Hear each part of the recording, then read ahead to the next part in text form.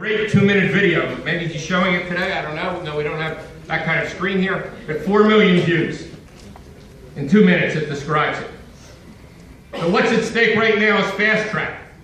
So we have two problems. The TPP itself, the Trans-Pacific Partnership, where without consulting anybody, this government, sadly, and I supported this president twice and actively in the primaries the first time, this president, sadly, is repeating with almost no changes the trade frame from NAFTA, the North American Free Trade Agreement 20 years ago. And that story goes like this. If we work with these other nations, it'll bring them in our political orbit rather than some other orbit. He talks about China in this case. And we'll have allies. But the question is the only way we get allies to destroy the lives of working class people here? No. Is the only way that we get allies to say to multinational corporations, if you invest in Vietnam, we'll guarantee your future profits? No. Well, that's what the TPP is. It's all about investment. It's all about multinationals. Let's switch to fast track, because we don't have enough time to go through it, but this is passed out here. What fast track means is that the Congress says that whenever this TPP is done, and it's 95% done now, except it's a secret, so we can't read it except when WikiLeaks leaks it.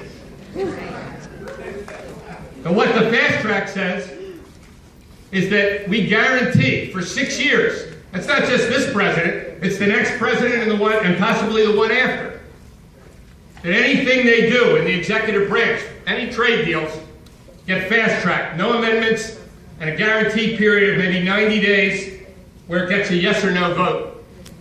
This gets fast tracked. None of what we fought for and worked for in 2008, none of it got fast tracked. It got slow tracked. It got no tracked. And so this vote is coming up now. And the opposition is growing.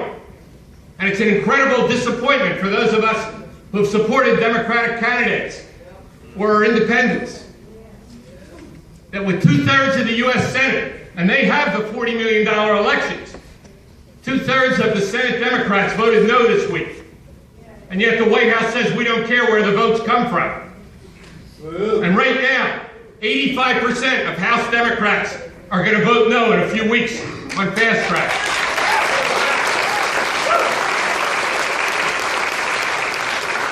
And we will need 50 Republicans to vote with them.